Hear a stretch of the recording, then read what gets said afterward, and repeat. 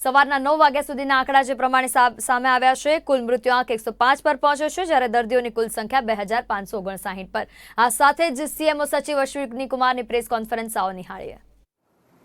ગુજરાત સરકાર દ્વારા 20મી તારીખથી સિટી લિમિટની બહાર જે ઉદ્યોગો આવેલ છે એને ચાલુ કરવાનો નિર્ણય લેવામાં આવેલ, જેના અંતર્ગત 35,000 કરતાં પણ વધારે ઉદ્યોગો હાલ ચાલુ થયા છે અને 3.25 લાખ કરતાં લેબરર્સ ત્યાં અત્યારે કામ કરી રહ્યા છે।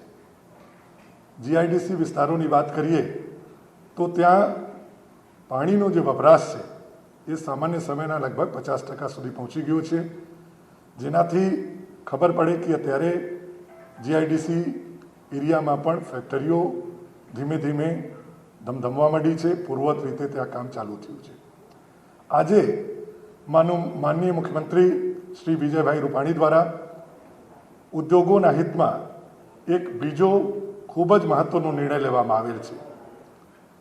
જે ઉદ્યોગો એક્સપોર્ટ માટે કામ કરતા હોય, જે ઉદ્યોગો પાસે એક્સપોર્ટ્સના ઓર્ડર હોય અને સિટી લિમિટમાં આ ઉદ્યોગો આવેલા હોય અને કન્ટેનમેન્ટ ઝોનની બહાર હોય તેવા ઉદ્યોગોને પણ માનનીય મુખ્યમંત્રી શ્રી વિજયભાઈ રૂપાણી દ્વારા 25/4થી 25મી એપ્રિલથી ચાલુ કરવાનો નિર્ણય લેવામાં આવેલ છે।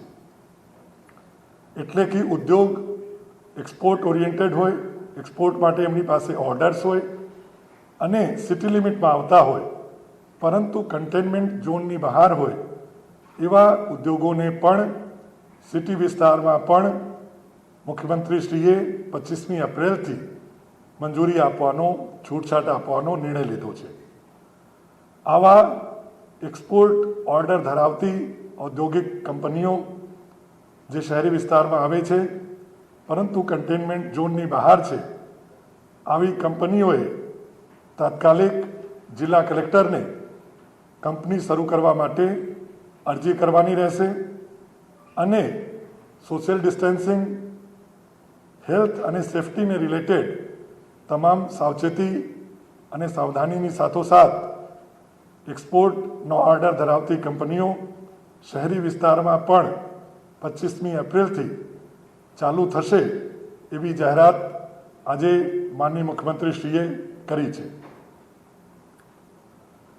બીજો એક મહત્વનો નિર્ણય લેવામાં આવેલ છે, રાષ્ટ્રીય અન્ન સુરક્ષા ધારો એટલે કે NFSA એની હેઠળ કાર્ડ ધરાવતા લગભગ 66 લાખ જેટલા કુટુંબો કે જેમાં ગુજરાતની 3.25 કરોડની વસ્તીનો સમાવેશ થઈ જાય છે તેવા NFSAના કુટુંબોને, જે લોકો દર મહિને રાશનની દુકાન ઉપરથી નિયમિત રીતે પોતાનું રાશન લે છે, 17,000 કરતાં પણ વધારે FPS શોપ્સ ઉપરથી, એવા લોકોને જેને એપ્રિલ મહિનામાં 1લી, 2જી, 3જી તારીખમાં અનાજ આપવામાં આવ્યો તેવા NFSAના લગભગ 66 લાખ જેટલા કુટુંબોને 25 એપ્રિલથી વ્યક્તિ દીઠ 3.5 કિલો ઘઉં અને 1.5 કિલો ચોખા મફત એટલે કે વિનામૂલ્યે આપવાનો સરકારશ્રી દ્વારા નિર્ણય લેવામાં આવેલ છે અને એનું વિતરણ 25મી એપ્રિલથી શરૂ કરવામાં આવશે। NFSAના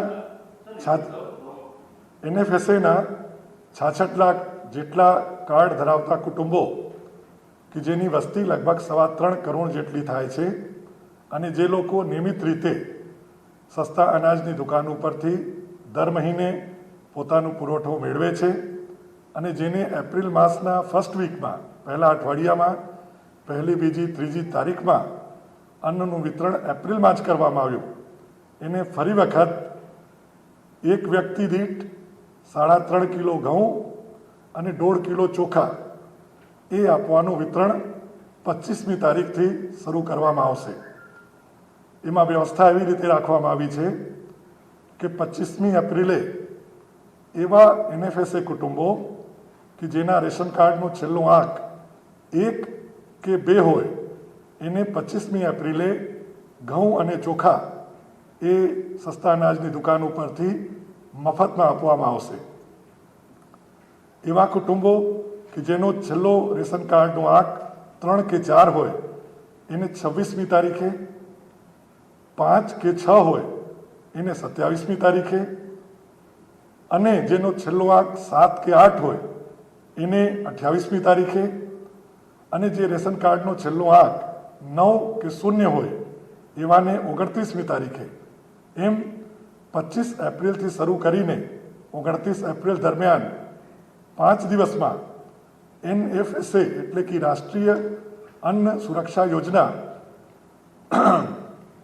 એ હેઠળ જેને કાર્ડ આપવામાં આવેલ છે, હું ફરીથી સ્પષ્ટતા કરું, એ એવા 66 લાખ કુટુંબો છે જે દર મહિને રેશન કાર્ડના દુકાન ઉપરથી પુરવઠો મેળવે છે.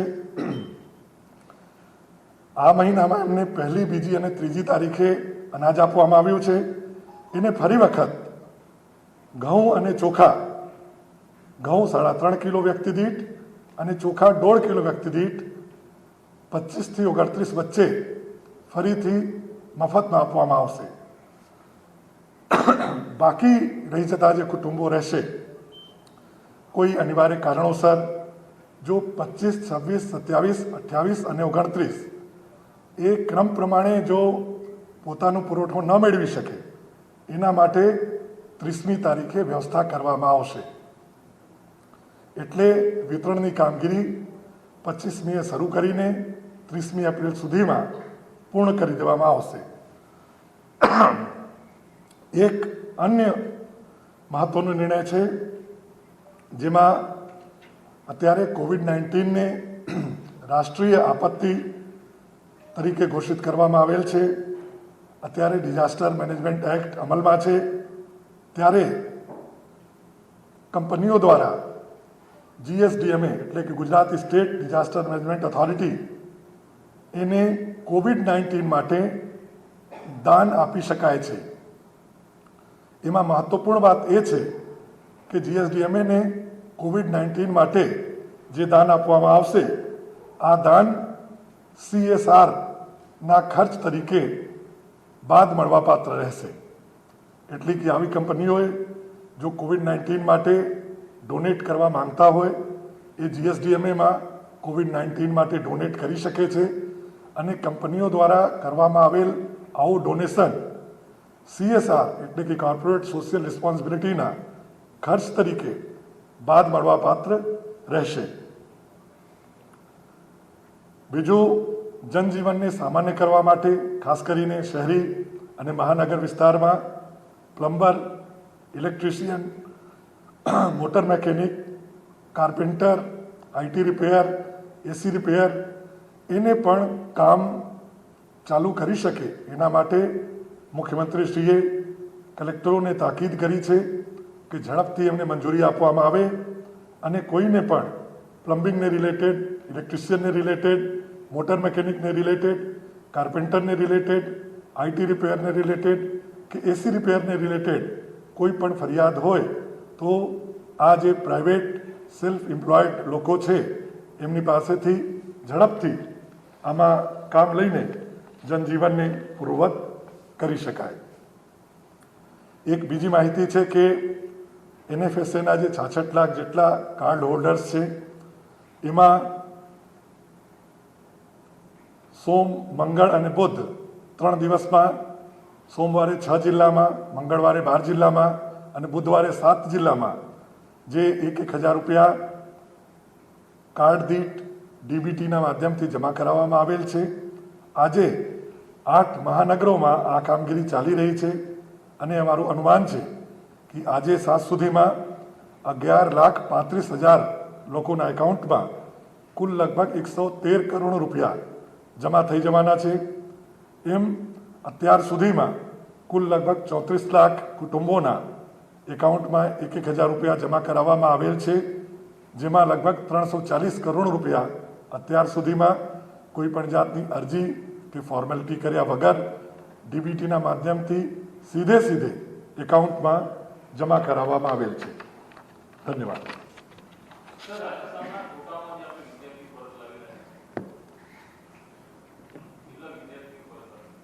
અત્યારે મારી પાસે એને રિલેટેડ કોઈ ચોક્કસ માહિતી નથી અને મને જાણ થઈથી ચોક્કસ હું આપને જણાવીશ એમાં.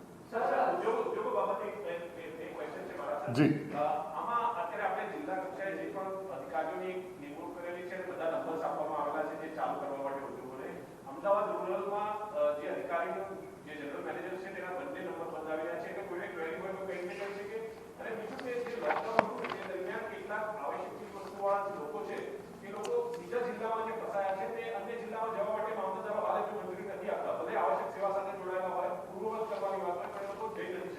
ઓકે, આ બાબતમાં સૂચનાઓ બહુ સ્પષ્ટ છે. પહેલી જે આપ વાત કરી એ ચોક્કસ હું 1-to-1 એની સાથે વાત કરીને કલેક્ટરશ્રી સાથે તત્કાલ એનું નિરાકરણ લઈ આવીશ.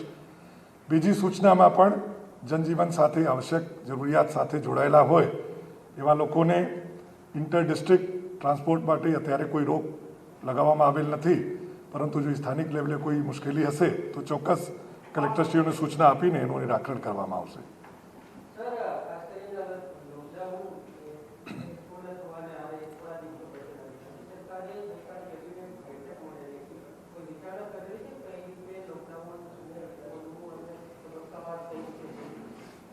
આપ જોઈ શકો છો તેમ 15મી તારીખથી માર્કેટિંગ યાર્ડ શરૂ કરવાનો નિર્ણય લેવામાં આવેલ. એ પહેલાં ઉનાળુ પાક લેતા હોય એવા ખેડૂતોને ખેતરમાં જવાની મંજૂરી આપવામાં આવેલ.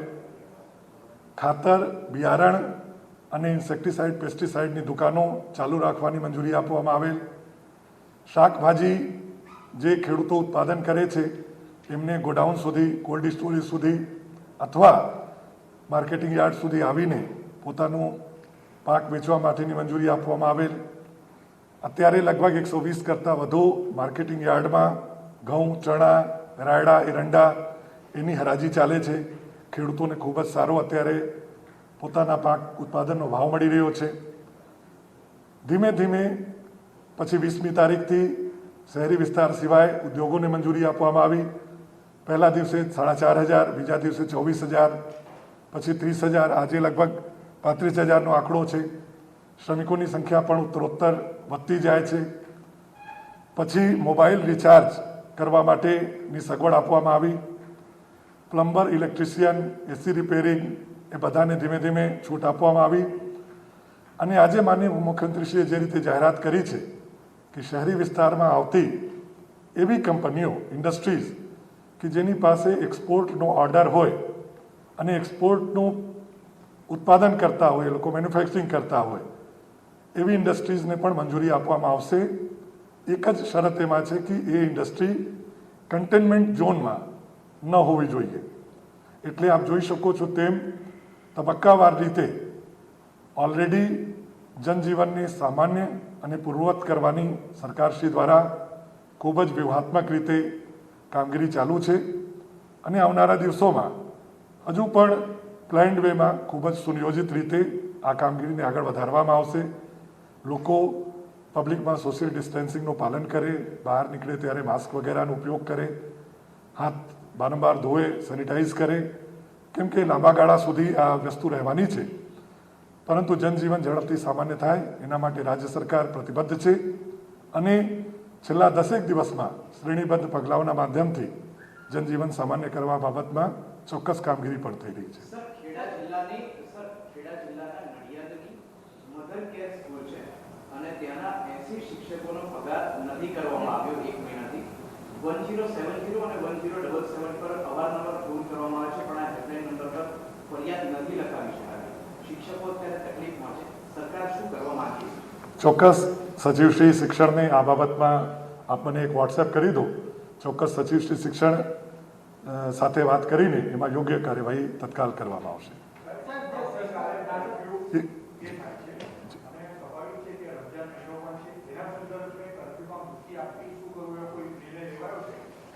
ગઈકાલની પીસીમાં ડીજી સાહેબે કીધું કે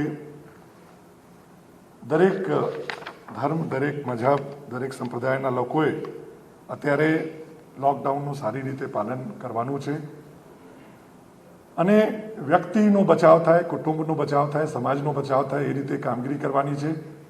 કર્ફ્યુની અવધિ લંબાવવામાં આવશે કે નહીં એ બાબતમાં તો નિર્ણય રાજ્ય સરકાર દ્વારા યોગ્ય સમયે લેવામાં આવશે અને આપને સૌને જાણ પણ કરવામાં આવશે. પરંતુ લોકડાઉનનું પાલન ચોક્કસપણે થાય એ હું સૌને વિનંતી કરું છું. રાશન કાર્ડ ધારકો છે, દુકાનદારો છે, સસ્તાના દુકાનદારો, એમની પાસેથી જે કાર્ડ હોલ્ડર છે એમના આધાર કાર્ડ, મોબાઈલ નંબર ને બધું લેવામાં આવે છે. સરકારે આદેશ કર્યા છે કે જે લોકો અનાજ લેવા આવે છે અથવા તો જેની પાસે કાર્ડ છે એમના મોબાઈલ નંબર ને આધાર કાર્ડ આપો. એ શેના માટે લેવામાં આવે છે?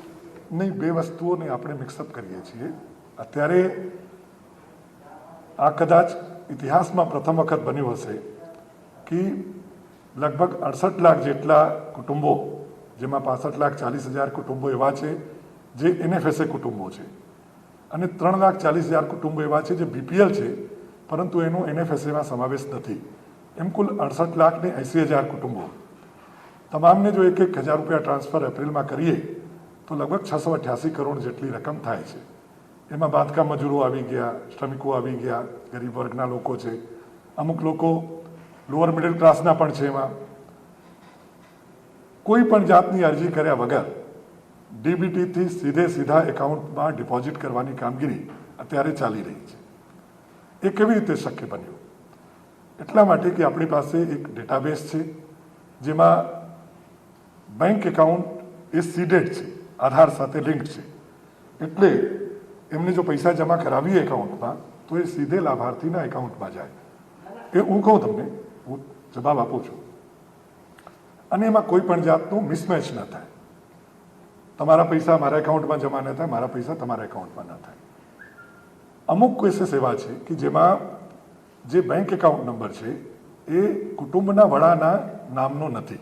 દાખલા તરીકે મારા પિતાશ્રી છે, એ કુટુંબના વડા છે અને એની સપોઝ અમે 3 ભાઈ ને 2 બહેનો હોઈએ તો મારા નામનું કદાચ એકાઉન્ટ નંબર એમાં સીડેડ હોય.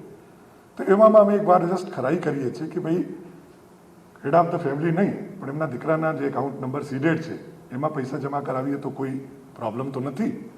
એ ખરાઈ કરીને એમાં જમા કરાવવામાં આવશે. એ સ્ટેજ નંબર 2 છે.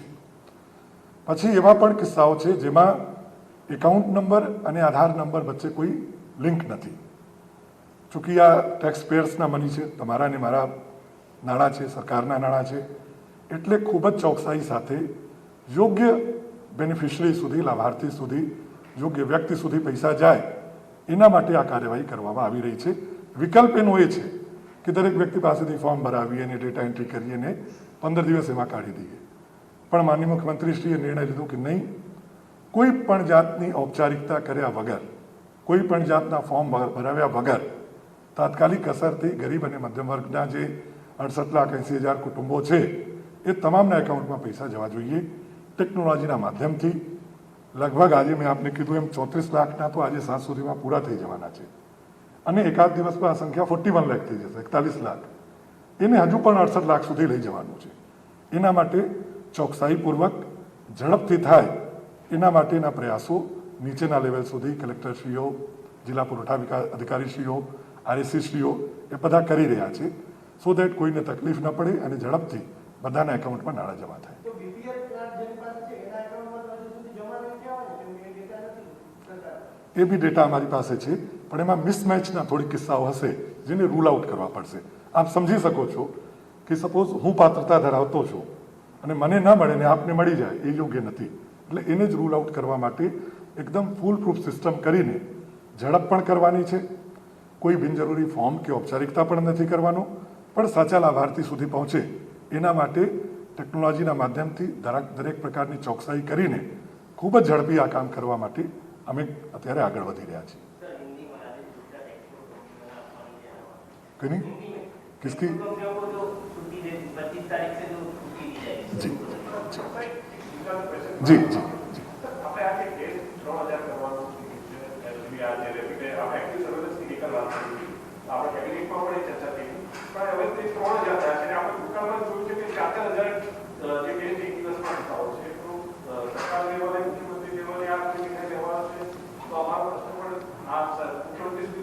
વાંધો નહીં, હું સ્પષ્ટતા કરી દઉં આ બાબતમાં. જો કે પ્રશ્ન આરોગ્યને લગત છે છતાં પણ હું સ્પષ્ટતા આપને કરી દઉં કે આપણી પાસે અત્યારે જે લેબ્સ છે એ 17 જેટલી લેબ્સ કાર્યરત છે અને એની એક ટેસ્ટિંગ કેપેસિટી છે. માનનીય મુખ્યમંત્રીશ્રીની સ્પષ્ટ સૂચના છે કે ટેસ્ટ થાય એટલે 6 થી 8 કલાકની અંદર એનું પરિણામ આવવું જોઈએ અને એના ઉપર કાર્યવાહી થવી જોઈએ. એટલે કે જો પોઝિટિવ આવે તો એને કોવિડ કેર સેન્ટર અથવા હોસ્પિટલમાં દાખલ કરવામાં આવે અને જો પોઝિટિવ ન હોય તો પછી એ પોતાની રીતે ઘરે રહીને જે રીતે કરવાનું હોય.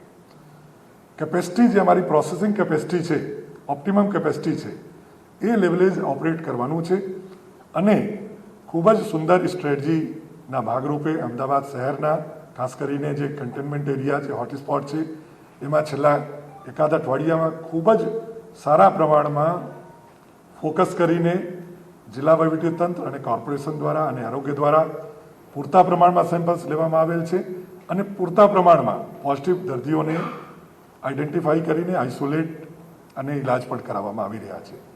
હવે જે ટેસ્ટિંગ સ્ટ્રેટેજી છે ઇટ ઇઝ વેરી ક્લિયર. આપણી જે કેપેસિટી છે એ પ્રમાણે ત્વરિત એનું રિઝલ્ટ આવે અને થોડીક વાઇડ સ્પ્રેડ કરવામાં આવે. જે રિસોર્સિસ છે એ પ્રમાણેની સ્ટ્રેટેજી છે જે હું આપને એટલું વિશ્વાસ આપી શકું કે એ ખૂબ જ કન્સિડર્ડ સ્ટ્રેટેજી છે, સમજી વિચારીને બનાવેલી સ્ટ્રેટેજી છે, રાજ્યના લોકોના હિતમાં બનાવેલી સ્ટ્રેટેજી છે.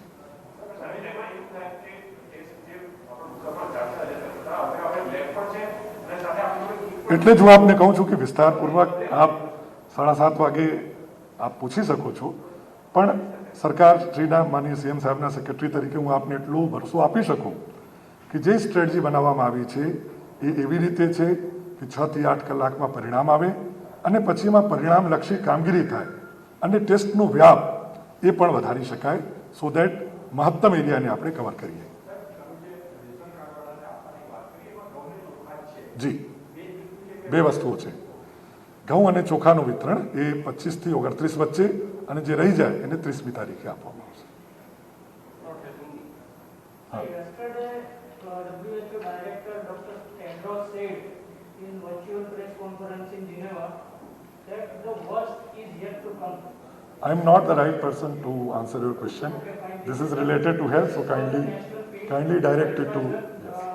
But you may direct it to the right person, not the principal secretary. I just want to ask that if they told that scenario, if the scenario may get worse, what are the plans of government? You may rephrase it, but you would agree with me that this question pertains to public health and Principal Secretary Health is the right authority to answer a question. So politely I am telling you, you can ask this question to Mr. Jayanti Ravi. CM Ashwini કુમારની પત્રકાર પરિષદમાં તેમણે જણાવ્યું કે 25મી એપ્રિલથી 66 લાખ કુટુંબોને વિનામૂલ્યે ration આપવામાં આવશે. વ્યક્તિ દીઠ 3.5 કિલો ઘઉં અને 1.5 કિલો ચોખા આપવામાં આવશે. 25 થી 29 એપ્રિલ સુધી તેનું વેચાણ કરવામાં આવશે. NFSA કાર્ડ ધારકોને તેનો સીધો લાભ મળશે. તો કન્ટેનમેન્ટ ઝોન બહારના જે ઉદ્યોગો હશે તેમના માટે પણ રાહત આપવામાં આવશે. તેમણે લેખિતમાં કલેક્ટર પાસે મંજૂરી માંગવાની રહેશે અને જો મંજૂર કરી દે તો પછી કલેક્ટર દ્વારા તેમની મંજૂરીને મંજૂર કરાયા બાદ તે ચોક્કસ પોતાના ઉદ્યોગોને ખોલી શકશે.